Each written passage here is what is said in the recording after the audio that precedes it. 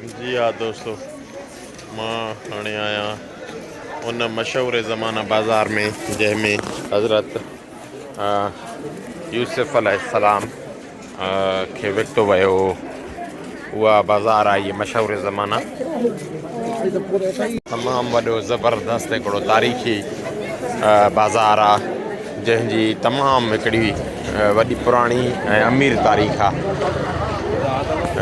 पर हाणे हिन जा रंग ढंग ई बदिलजी विया आहिनि ऐं वॾी बि आहे ऐं चवंदा आहिनि त हीअ कॾहिं बंदि ई न थींदी आहे, एतिरी हिते रश हूंदी आहे। अॼु जिन इलाही चवनि था पिया त हिते रश घटि आहे, त हीअ कमाल जी बाज़ार आहे। हाणे ॾिसूं था पिया त छा रंग ढंग दुनिया जा आहिनि हिन वक़्तु।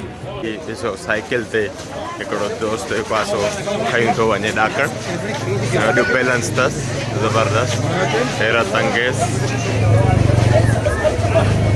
हेॾी रश में खान खलीली बाज़ार में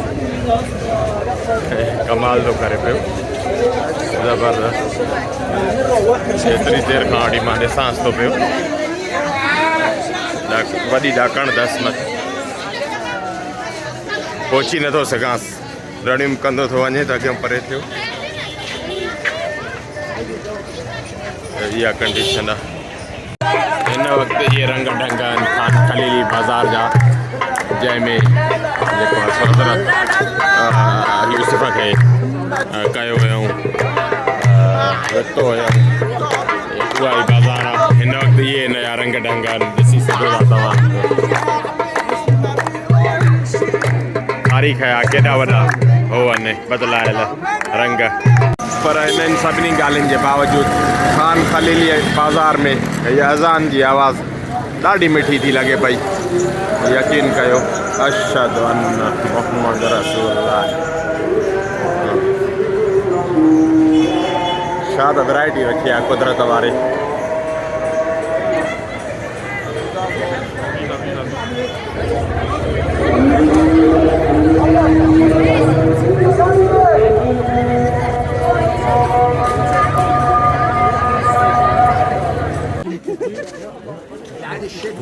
मिस्र जूं बाज़ारियूं,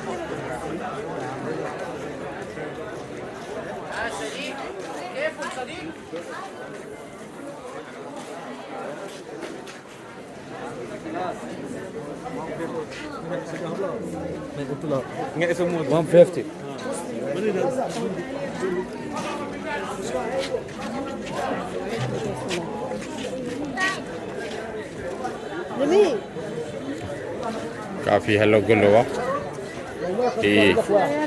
इमाम हुसैन सिर जे साम्हूं जेको ज़ियारत आहे उन जे साम्हूं मार्केट आहे। तक़रीबन माल हिते चाइना जो पियो आहे।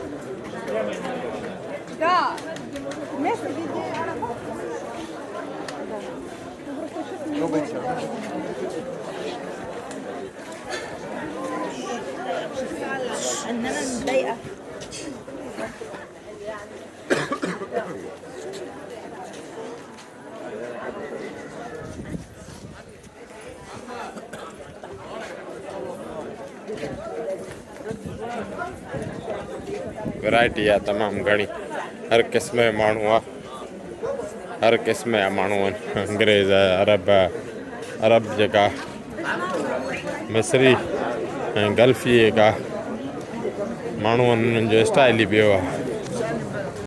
काफ़ी माण्हुनि खां पुछा कई आहे त मक़ामी यूसुफ किथे आहे। चवनि था पिया त हुनजी कंस्ट्रक्शन थी हले, बंदि करे छॾियो अथऊंसीं, जेको आहे सो हुनखे मेंटेन करण जे लाइ। इन करे हाणे सही आहे ग़लति अलाह खे ख़बर, बाक़ी जेको ॻोल्हींदो अची करे हिते पहुतो आहे, जेकर का शइ मिली वञे।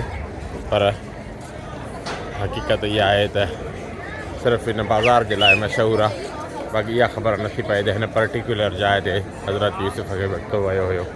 बाक़ी बाज़ार जा रंग त तव्हां तमामु ॾिठा, अनेक रंग आहिनि। इहे हेॾे कुंड में अची करे हाणे रश थोरी घटि थिए थी पई, बाक़ी माण्हू में या क्रॉस नथा करे सघनि, एॾी रश आहे अॻिते बाज़ार में।